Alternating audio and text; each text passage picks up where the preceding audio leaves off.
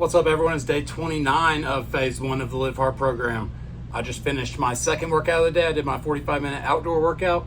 Today, that once again consisted of a 40-pound ruck.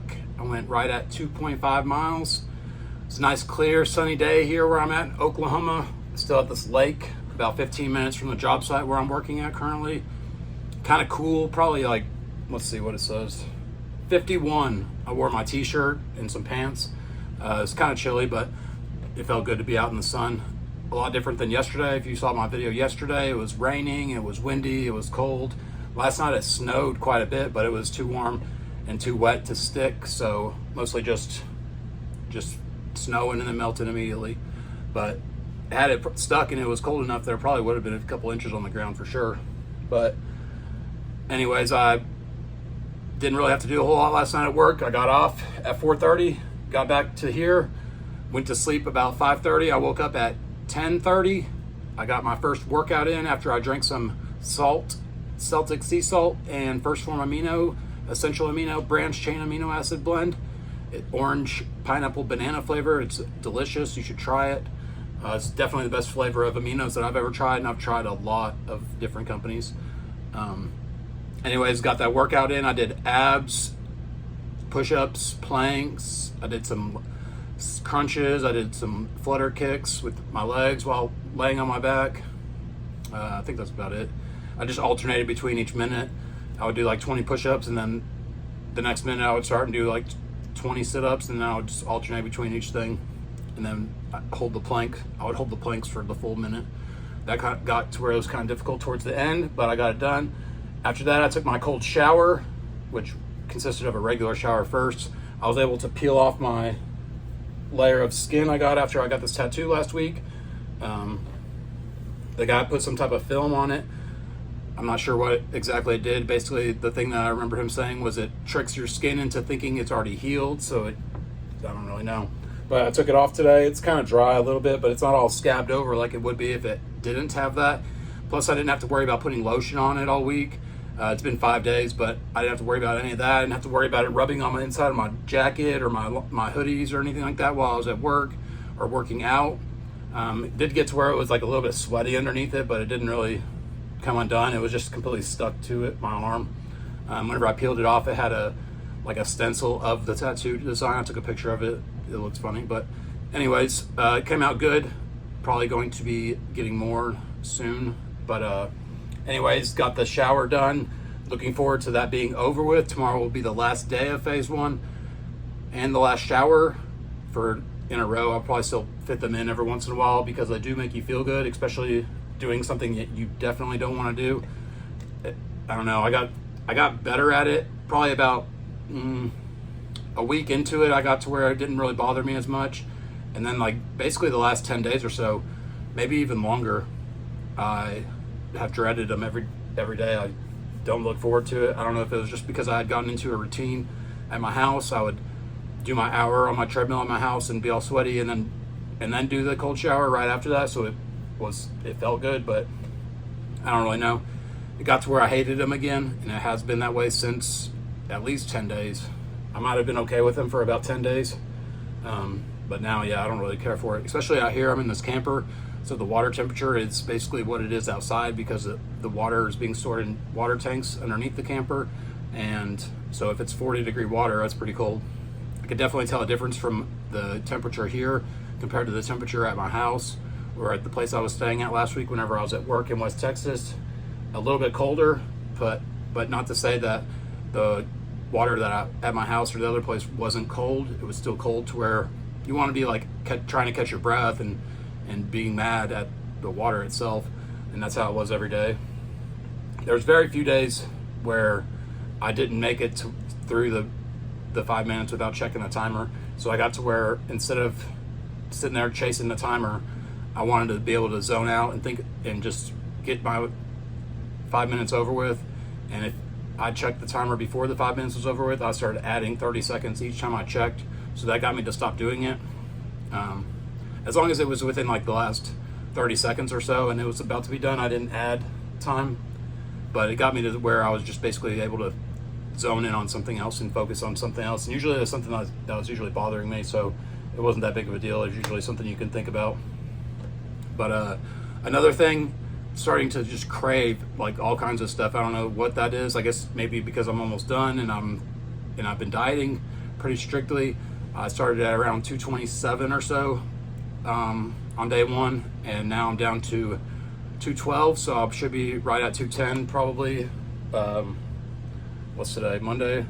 Wednesday morning, I hope to be like right there when I scale myself. That 212 was at the end of the day. If you know, you wake up, you weigh lighter, so I should be right at about 210 upon waking up. But yeah, just mostly just everything. There's nothing I haven't craved, and I was craving alcohol the other day, and I haven't been drinking in, I guess, like almost a year and a half now, so that was kind of weird. But definitely not going to just go after all the things, like, just because I have the craving for it. I'm not going to satisfy those cravings. I just want to make it to where it's way more enjoyable whenever I do decide to have something. But I like the path that I've been on and the way that I feel as far as mental clarity and the ability to just find the harder, more difficult paths and know that the end result's going to be the goal that I have in mind. And as long as I keep focused on working at those steps and progressing forward, those things will happen. And I don't want to just have something get in the way of that because I want to have some donuts or whatever, which you can, obviously, if you finish the phase and you're not on the diet, you can have whatever you want. I'm not saying that, and I'm not saying you have to do what I do, but the 75 days went by. I would say it was a lot easier than these last 30 days. I don't know what it was, but if it was the cold showers, it was making sure having all the other tasks completed. But I feel like that might have been easier. I don't know. Either way, it was strict, and I'm proud of the achievements that I made and the way that I stuck to it, because maybe it was because I knew what to expect from for these 30 days, so I went harder compared to the 75 days, whereas I had started in a different place where I was more out of shape, and I put a lot of effort into it. Obviously, I made good results, and I was proud of myself at the end for the effort that I put into it, which was something that I was kind of lacking the first time that I did 75 hard in 2022, where I completed it. But I don't know, I just feel like these last 30 days were more challenging. I'm not sure whether it was because of my work schedule or the amount of driving I was doing and sleep I wasn't getting, but I feel like it was more difficult. But I'm glad that it's coming to an end. I'm going to stick with some sort of program where I change the tasks that are to be done daily, instead of just doing the critical tasks of 75 hard or live hard phase one. I'm going to add in, I'll have the workout and I'll still diet and I'll still drink up the water, but I'll change some of the other things out with more about learning about first form products and advertising and how to edit videos better. I want to learn how to make better videos. This content is just basic. It's just me sitting here talking. But I feel like some of the times I do have a good message. Some of the times I think I could have did better if I put more effort into it. All these videos that I usually make after I do one of my workouts where I feel like talking about stuff, and I'm not in I feel like I'm in a higher energy, higher frequency state of mind than I would be if it was at the end of my work shift. Like the video the other day, I was kind of just tired. It was the end of my day, and I didn't really feel like I had a very good information or motivation, but I'm still getting them done. And so if anything that I could have did better over these 30 days was the content that I produced, where if I would have had notes to give or what I was talking about made more sense, maybe that could have been better, but I still did what I was supposed to be doing. And the thing that I wanted to talk about today is whenever you start thinking about all the things you have going on in your life and you start to get overwhelmed and you have a situation arise, you want to be able to look into your mind and know that in the past, if that situation has arose, how you handled it. And if you have your mind all cluttered to where you don't know exactly what you did at that time, you're going to go through that situation the same way. You're not going to be able to attack it the way that you did. You're not going to be able to get through it the way that you did the first time, if not easier, because you've handled it. So you want to be able to go into your mind and organize everything, so that way whenever different times arise, you know exactly where to look. Like I've been in this situation before. Here's what I did. And if you know what you did the last time, you're likely to be able to get through it quicker and with less bruises, so to speak, than the last time. And you see people all the time that seem like they always win. They don't take any losses. Well, the truth is everybody takes losses and everybody has bad days. But the deciding factor of how much it affects you or how it's shown to affect you is how you are able to get through it. And if you're able to go into your mind and see exactly what happened last time, and everything's organized, you know right where to go to get your tools, so to speak. Like if you were in your garage and you needed to find the saw and you didn't know where it was because everything was a mess, well, you wouldn't be able to find it as quickly and you wouldn't be able to get through and handle what you needed to handle as efficiently. So as long as you organize everything, know exactly what it is that you need to go and pick out to be able to get through what you're going through, you're going to have a lot easier time getting through that specific situation, and it won't look like you're taking all these losses all the time because you'll be able to get through it faster and out to the other side back to winning, because it's going to be a long road. There's going to be wins, but then there's going to be a lot of losses. Then there's going to be a win, a couple wins, a lot of losses, lots of hard days, lots of days that you would rather be doing anything other than what you're supposed to be doing. But as long as you stay focused and you keep doing the things that you know you're supposed to be doing, that's how you get to the goal. And you see it with the people all the time.